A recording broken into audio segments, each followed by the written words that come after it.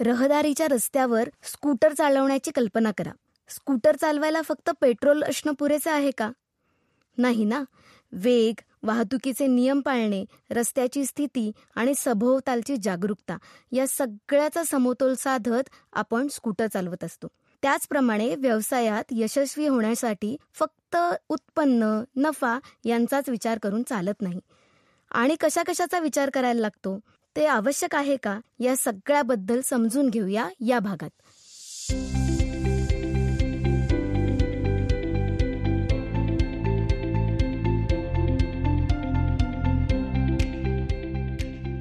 Hello मित्रांनो, मी अर्पिता.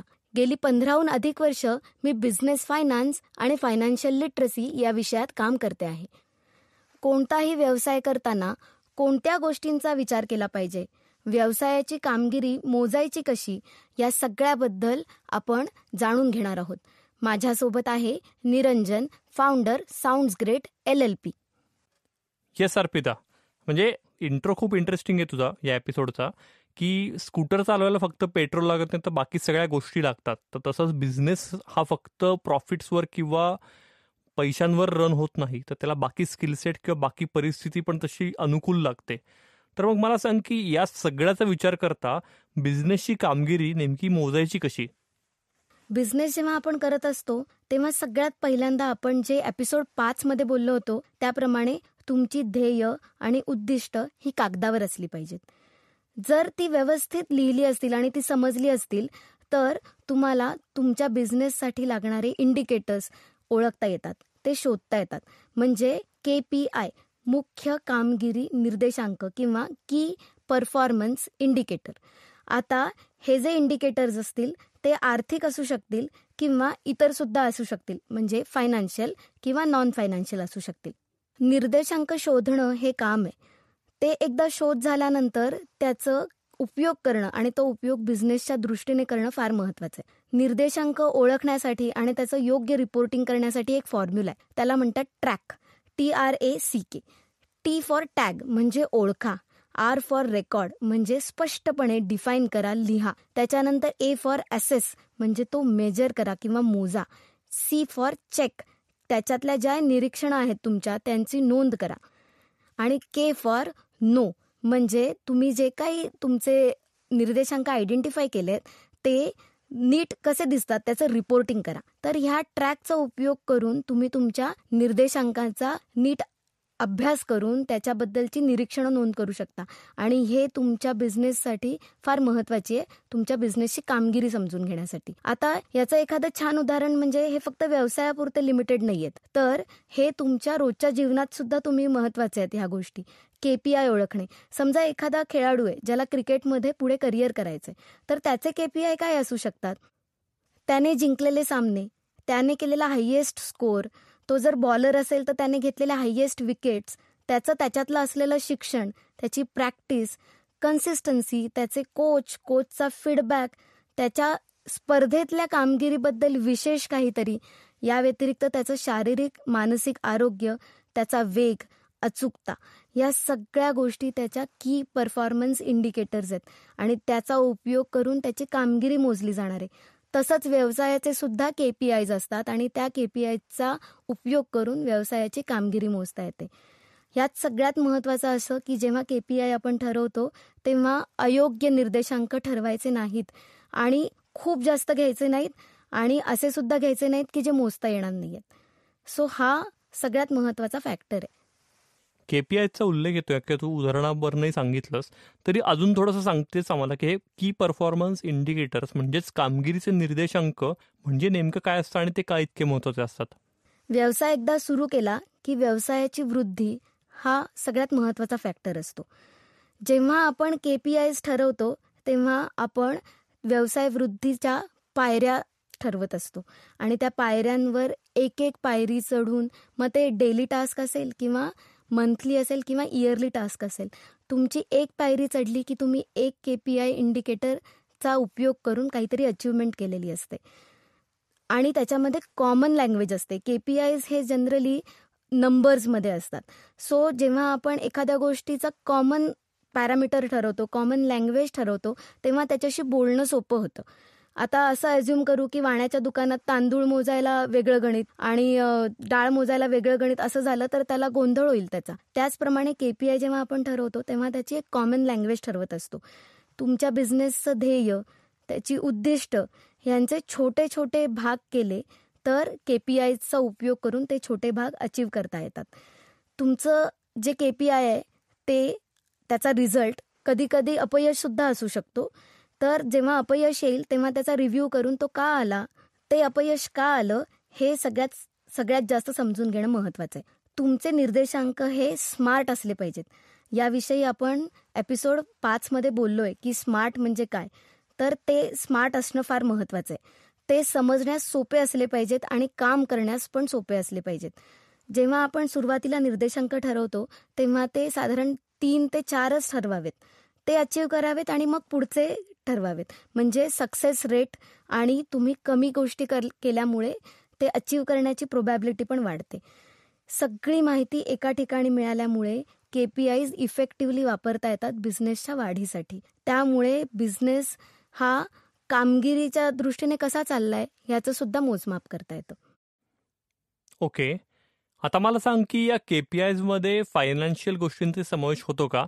म्हणजे थोडक्यात फायनान्शियल इंडिकेटर्स, आर्थिक निर्देशांक असेही काही असतात? हो, फायनान्शियल इंडिकेटर्स हा KPIचा एक भाग आहे.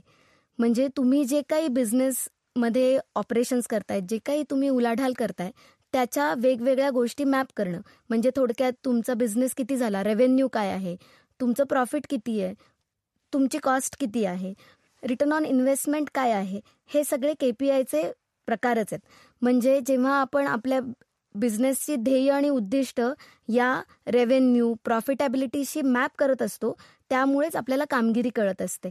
मागच्या वर्षी झालेल्या गोष्टी आणि यावर्षी झालेल्या गोष्टी यांचं जेव्हा आपण कम्पॅरिझन करतो तेव्हा तुम्ही ग्रो करताय का तुम्ही दुसऱ्या पद्धतीने काही वेगळ्या विचाराने तुम्ही काही बिझनेस करताय, या सगळ्याचा अभ्यास केला जातो. एखादी गोष्ट जर निगेटिव्ह आली, म्हणजे मागच्या वर्षी जर प्रॉफिट 10% होता आणि यावर्षी जर जो 8% झालाय, तर 2% जे कमी झालंय त्याची नीट कारणं शोधता येतात. आणि ह्याचा अर्थ असा की 2% जर कमी झालंय तर त्याची नक्की कारणं काय, ते फेवरेबल आहे का अनफेवरेबल आहे, या सगळ्याचा बिझनेसच्या कामगिरीशी खूप जवळचा संबंध आहे. KPI जे फायनान्शियल KPIs आहेत ते तुम्ही स्वतःचे पण असू शकतात. म्हणजे एखाद्या कंपनीचा KPI असू शकतो की डिफेक्ट रिडक्शन रेट बघायचा आहे किंवा प्रॉफिट पर प्रोजेक्ट बघायचा आहे, असं सुद्धा असू शकतो.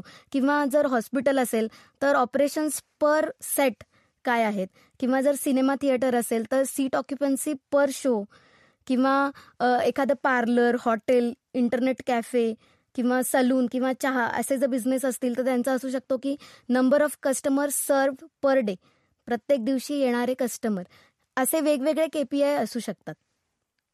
अच्छा, आता हे उदाहरण शेवटी तू दिलीस तर यातनं दिसतंय की ग्राहक म्हणजे कस्टमर हा पण खूप महत्त्वाचा ठरतो. तर त्या ग्राहकांना मॅप करणारे काही निर्देशांक पण असतात? ग्राहक हा सगळ्यात महत्त्वाचा फॅक्टर आहे तुमच्या बिझनेसमधला. तुमचे जास्त ग्राहक तर तुमचा जास्त रेव्हेन्यू. त्यामुळे तुमच्या ग्राहकांच्या रिलेटेड इंडिकेटर्स पण फार महत्त्वाचे आहेत. ग्राहक तुमच्या व्यवसायाकडे कसा बघतो हे महत्त्वाचं आहे. तुमची ब्रँड इमेज, ग्राहकांचे समाधान, तुमचं सेल्स रिटर्नचा रेट, त्याच्यानंतर तुमचा प्रत्येक ग्राहक ॲव्हरेज व्हॅल्यू काय आहे प्रत्येक ग्राहकाची, या सगळ्याचा विचार केला पाहिजे. तुमचा जेव्हा ग्राहक तुमच्याकडे येतो तेव्हा एक्झॅक्टली काय अपेक्षेने येतो आणि त्या रिलेटेड इंडिकेटर्स लिहिणे आणि त्याचा ट्रॅक ठेवणे फार महत्त्वाचं आहे. आपण एखादं उदाहरण बघू ज्याच्यामध्ये ग्राहकांशी रिलेटेड निर्देशांक कसे मॅप केलेले आहेत. आता फ्लिपकार्ट कंपनी जी भारतीय कंपनी आहे, 2007 साली जेव्हा ती भारतात आली तेव्हा इंडियाज बिगेस्ट ई-कॉमर्स कंपनी म्हणून त्याची ओळख होती. त्यावेळेला अमेझॉन सुद्धा भारतात नव्हतं. अमेझॉनची एंट्री साधारण 2013च्या वेळेला झालेली आहे. सो जेव्हा फ्लिपकार्ट आलं तेव्हा त्यांच्याकडे डेटा कलेक्शन कसं करायचा इथपासूनचे प्रश्न होते. तर त्यांनी वेगवेगळ्या वेबसाईट, सर्वेज या पद्धतीने ग्राहकांचा डेटा घ्यायला सुरुवात केली. ग्राहकांचे रिलेटेड काही रिजनल प्रेफरन्सेस आहेत का, गावांमधले ग्राहक, शहरांमधले ग्राहक यांचा अभ्यास केला आणि त्यांच्या घेण्याच्या पद्धती यांच्यावर अभ्यास केला. त्यांच्यातल्या भाषांच्या बदलांमुळे घेण्याच्या पॅटर्नमध्ये काही बदल होतोय का, सणांमुळे काही बदल होतोय का, या सगळ्याचा अभ्यास त्यांनी ऑफलाईन, ऑनलाईन या दोन्ही पद्धतीने केला. फ्लिपकार्ट यांनी त्यांचं मोबाईलचं जे ॲप्लिकेशन आहे ते ॲमेझॉनच्या आधी भारतात आणलंय. बर. पण फ्लिपकार्टला सुद्धा 2013 पासून हाय कॉम्पिटिशनचा सामना करावा लागला. ग्राहकांचे प्रेफरन्सेस समजत होते, ग्राहकांच्या डिमांड कळत होत्या, पण त्यांच्या की परफॉर्मन्स इंडिकेटरमध्ये त्यांना लक्षात येत होतं की ॲमेझॉनकडनं जी काही तगडी फाईट मिळते त्याचा सामना करायला लागणार आहे. त्यासाठी त्यांनी पार्टनरशिप केली वॉलमार्ट बरोबर. आणि 2018 नंतर फ्लिपकार्टचा जो बिझनेस आहे तो ॲमेझॉनच्या कॉम्पिटिटर म्हणून बघितला जातो. सो त्यांनी काय केलं तर कस्टमर एक्सपिरियन्स, मार्केट शेअर, त्याच्यानंतर ॲक्विजिशन वेगवेगळ्या करून सेल्स ऑफर्स वेगवेगळ्या त्यांनी केल्या सणांच्या वेळी, किंवा मोबाईल ॲप्लिकेशनचं जास्त एन्हान्समेंट केली. अशा पद्धतीने ग्राहकांशी संबंधित पॅरामीटर्सवर काम केलं आणि व्यवसायाच्या दृष्टीने त्याची कामगिरी जास्तीत जास्त चांगली कशी होईल याचा अभ्यास केला. परफेक्ट. थोडक्यात तू जे सांगतेस की हे KPIs महत्त्वाचे असतातच, पण तितक्याच महत्त्वाच्या तुमच्या कंपनीच्या व्यवसायाच्या इंटरनल प्रोसेसेस पण खूप महत्त्वाच्या आहेत. तर या इंटरनल प्रोसेसेस संबंधीचे पण काही इंडिकेटर्स असतात? इंटरनल प्रोसेसेस जेवढ्या स्ट्रॉंग तेवढा तुमचा बिझनेस चांगली कामगिरी करणार आहे. म्हणजे तुमच्या स्ट्रेंथ्स बिझनेसच्या ओळखणं फार महत्त्वाचं आहे. त्याचे इंडिकेटर्स समजून घेणं महत्त्वाचं आहे. आणि जर काही कुठल्या विकनेसेस आयडेंटिफाईड असतील तर त्याच्यावर काम करणं आणि त्या कामाचा उपयोग करून कामगिरी आणि सुधारणं फार महत्त्वाचं आहे. आता व्यवसाय वृद्धीसाठी सगळ्यात महत्त्वाचं आहे तुमच्या इंटरनल प्रोसेस डॉक्युमेंटेड पण हव्यात, म्हणजे कागदोपत्री हव्यात. What we are best at हे नक्की माहीत असलं पाहिजे. त्यामुळे त्याच्यावर योग्य पद्धतीने त्याच्यावर वेळ देता येतो, त्याच्यावर इन्व्हेस्ट करता येतं. आता जर तुमच्या इंटरनल प्रोसेसेसमध्ये तुम्ही एखादा खर्च कमी करू शकणार आहात किंवा एखाद्या गोष्टीमुळे उत्पन्न वाढणार असेल तर त्या गोष्टी फार महत्त्वाच्या आहेत.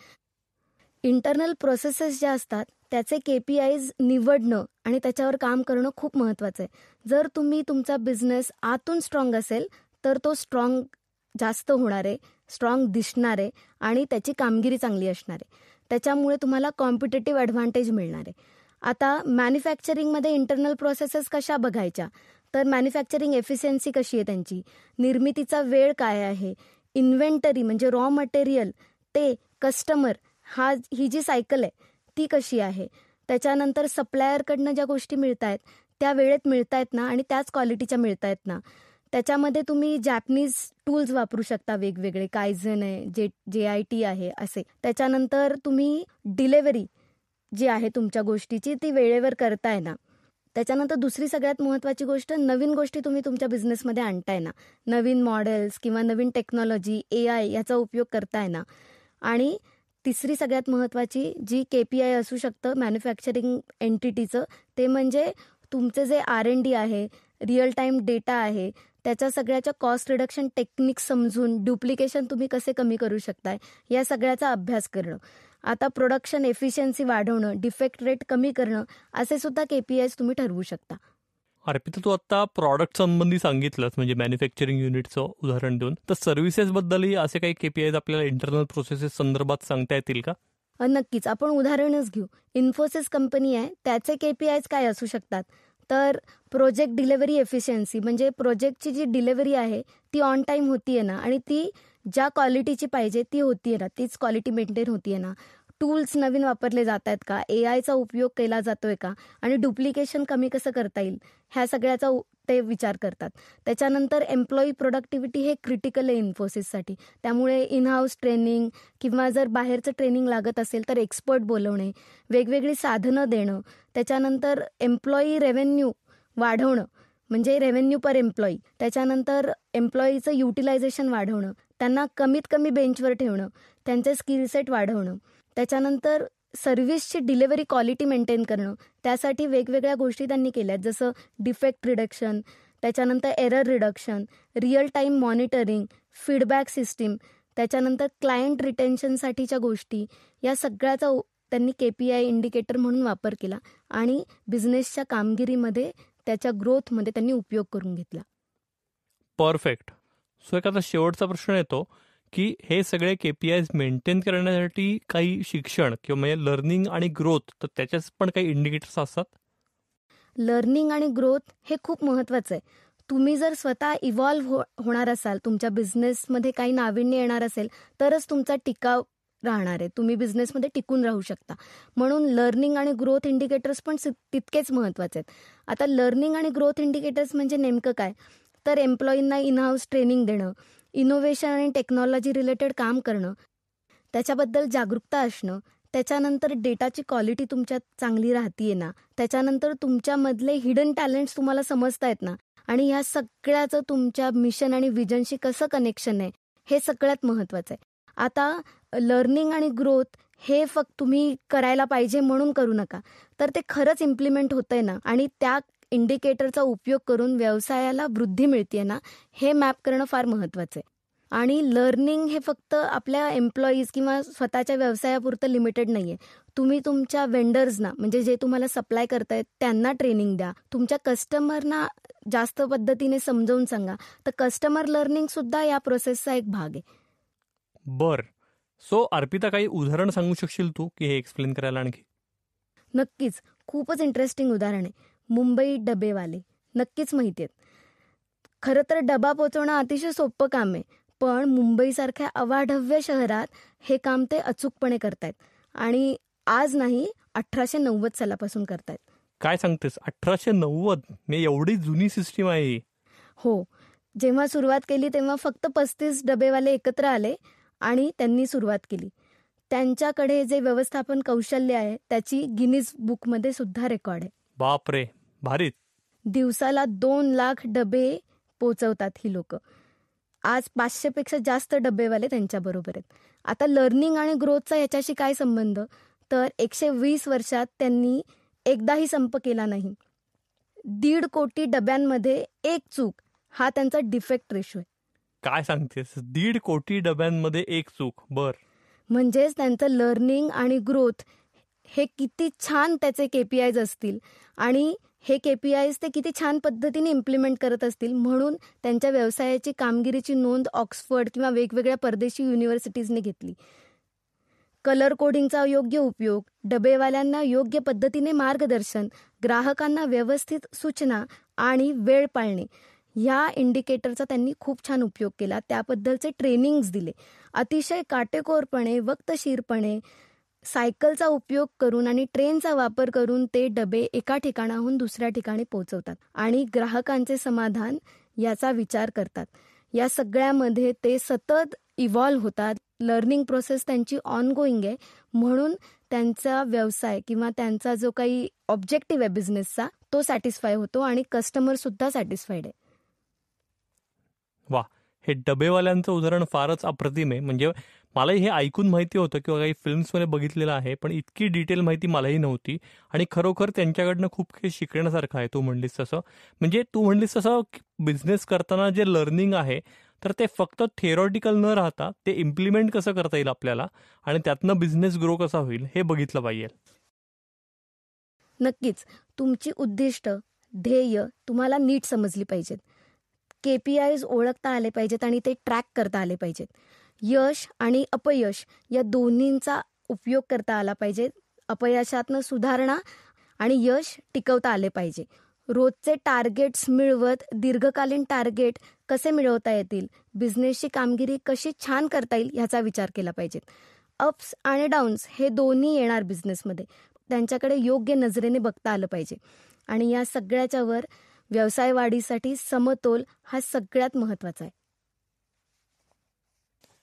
येस अर्पिता, खूपच नवीन इन्साइट्स मिळाले या एपिसोडमधनं. श्रोते हो, भेटूया पुढच्या एपिसोडमध्ये अशाच आणखी एखाद्या महत्त्वाच्या इंटरेस्टिंग विषयावर गप्पा मारायला. बिझनेसची बाराखडी या आमच्या पॉडकास्टचा नवीन एपिसोड हा दर बुधवारी रात्री 8 वाजता रिलीज होत असतो. त्याच्यामुळे तुम्ही जर अजून पॉडकास्ट सबस्क्राईब केला नसेल तर नक्की करा, म्हणजे येणाऱ्या प्रत्येक नवीन एपिसोडचे तुम्हाला नोटिफिकेशन हे मिळत राहील. भेटूया पुढच्या एपिसोडमध्ये. ऐकत रहा बिझनेसची बाराखडी podcast. Disclaimer. Please note that the content provided in this podcast is for knowledge and informational purpose only and should not be considered as a financial advice. The host, guest, producers of this podcast are not liable for any actions taken based on the information presented.